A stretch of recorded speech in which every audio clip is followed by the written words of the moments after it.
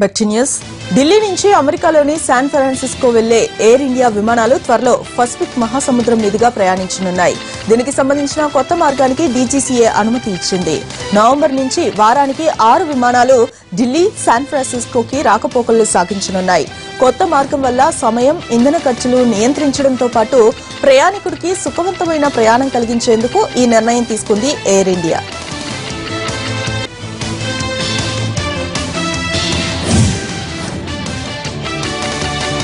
శక్తిమాన్ అనే పోలీస్ గుర్రం చావునకు కారణమైన బీజేపీ ఎమ్మెల్యే గణేష్ జోషి తనను బెదిరించారని రాబర్ట్ వాద్రా ఆరోపించారు. డెహ్రాడూన్ విమానాశ్రయంలో గణేష్ జోషి తన మీదకు దూసుకుని వచ్చి బెదిరించారని వాద్రా చెప్పారు. మీరు ఎన్ని మాటలు అంటూ ఉన్నా మాట్లాడకపోవడానికి నేనేమీ గుర్రాన్ని కాదని, తాను మాట్లాడగలను అని సమాధానం ఇచ్చినట్లుగా చెప్పారు వాద్రా.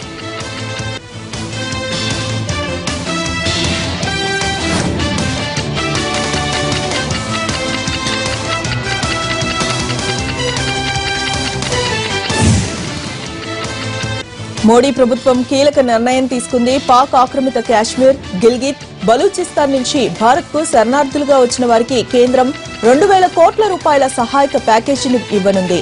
మొత్తం 36,348 కుటుంబాలను కేంద్రం ఇప్పటికే గుర్తించింది.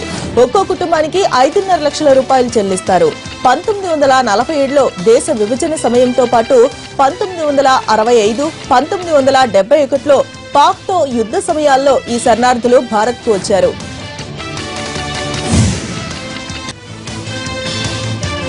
ఏడేళ్ల కిందట పాకిస్తాన్ లో శ్రీలంక క్రికెటర్లపై దాడి చేసిన 3 ఉగ్రవాదులు హతమయ్యారు. మృతి చెందిన ఉగ్రవాదుల్ని జుబైర్ అలియాస్ నాయక్ మహ్మద్, అబ్దుల్ వాహబ్, అద్నాన్ అర్షాద్, అటీకర్ రెహమాన్ గా గుర్తించినట్టుగా అధికారులు వెల్లడించారు.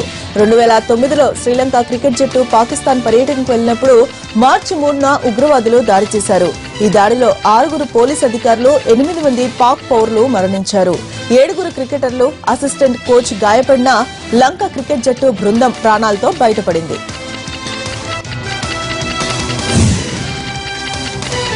టర్కీలోని డియార్ బకీర్ విమానాశ్రయంలో కుర్దిష్ ఉగ్రవాదులు మెరుపు దాడికి పాల్పడ్డారు. ఎయిర్పోర్ట్ సమీపంలోని పోలీస్ కంట్రోల్ పోస్టు వద్ద మెరుపు దాడిని చేయడంతో నగరమంతా పేలుళ్లతో దద్దరిల్లింది.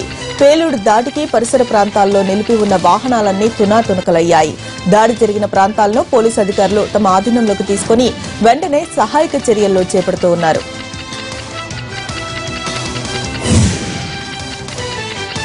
అమెరికా సౌత్ వెస్ట్ ఎయిర్లైన్స్ విమానానికి పెను ప్రమాదం తప్పింది. పైలట్ చాకచక్యంగా ప్రమాదాన్ని గుర్తించడంతో ప్రయాణికులు సురక్షితంగా బయటపడ్డారు. అమెరికాలోని న్యూ ఓర్లాండ్స్ నుంచి ఓర్లాండోకి వెళ్తూ ఉన్న విమానం ఇంజిన్ 30,700 అడుగుల ఎత్తుకు చేరిన తర్వాత భారీ శబ్దంతో పేలిపోయింది.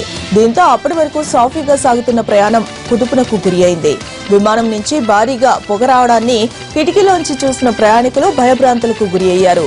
ఆక్సిజన్ మాస్కుల్ని ధరించి ప్రాణాలపై ఆశను వదులుకొని దేవుణ్ణి ప్రార్థించారు. ఇంకొంతమంది సెల్ఫీలు తీసుకుంటూ ఉన్నారు. అయితే ప్రమాదాన్ని గుర్తించిన పైలట్ వెంటనే అధికారులను అప్రమత్తం చేశారు. ఫ్లోరిడాలో జరిగిన రెండో టీ20 మ్యాచ్ వరుణుడి దెబ్బకి రద్దయింది. దీంతో సిరీస్ 1-0 తేడాతో దక్కించుకుంది విండీస్.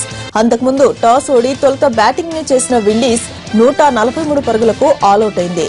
లక్ష్య ఛేదనలో భారత్ 2 ఓవర్లు ముగిసేసరికి వికెట్లేమీ నష్టపోకుండా 15 పరుగులు చేసింది. రహానే, రోహిత్ శర్మ క్రీజ్ లో ఉన్నారు. అంతలో వర్షం పడడంతో మ్యాచ్ ను రద్దు చేశారు. జాతీయ క్రీడా దినోత్సవాన్ని పురస్కరించుకుని రాష్ట్రపతి ప్రణబ్ ముఖర్జీ చేతుల మీదుగా సింధు, సాక్షి, దీప, జీతురాయ్లు ఈ రోజు రాజీవ్ గాంధీ ఖేల్ రత్న పురస్కారాన్ని అందుకోనున్నారు. అలాగే అర్జున, ద్రోణాచార్య, మేజర్ ధ్యాన్ చంద్ జీవిత సాఫల్య పురస్కారాలను ఆయా ఆటగాళ్లు స్వీకరించనున్నారు. ఈ సీజన్లో చివరి గ్రాండ్ స్లామ్ యుఎస్ ఓపెన్ పోరు నేటి నుండి ప్రారంభమవుతోంది. సెప్టెంబర్ 11వ తేదీ వరకు జరిగే ఈ టోర్నీకి నేషనల్ టెన్నిస్ సెంటర్ ముస్తాబైంది. ఈసారి టాప్ సీడ్లుగా నోవాక్ జోకోవిచ్, సెరీనా విలియమ్స్ లు టైటిళ్ల వేటకు సమాయత్తమవుతూ ఉన్నారు. 22 టైటిళ్లను సాధించిన సెరీనా 23వ టైటిల్ సాధించాలని పట్టుదలగా ఉంది. గాయం కారణంగా రోజర్ ఫెడరర్ ఈ టోర్నీ నుంచి తప్పుకున్నారు. అత్యధికంగా 22 గ్రాండ్ స్లామ్ టైటిళ్లను గెలిచిన జర్మనీ క్రీడాకారిణి స్టెఫీ గ్రాఫ్ ను అధిగమించేందుకు సెరీనా వ్యూహాలకు పదును పెడుతోంది. అయితే భుజం గాయం ఆమెను ఇబ్బంది పెడుతోంది.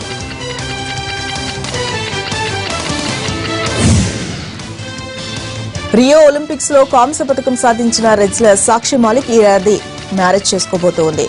అది కూడా సహచర రెజ్లింగ్ ఆటగాడిని. ఒక పత్రికకు ఇంటర్వ్యూ ఇచ్చిన సాక్షి తన మ్యారేజ్ గురించి మనసులోని మాటను బయటపెట్టింది. తనకు కాబోయే భర్త పేరు వెల్లడించడానికి నిరాకరించిన సాక్షి ఈ ఏడాదే తాము పెళ్లి చేసుకుంటామని వివరించింది. టోక్యో ఒలింపిక్స్ లో పతకం సాధించాలన్న తన సన్నాహాలకు తన పెళ్లి ఏమాత్రం అడ్డు కాబోదని చెప్పింది.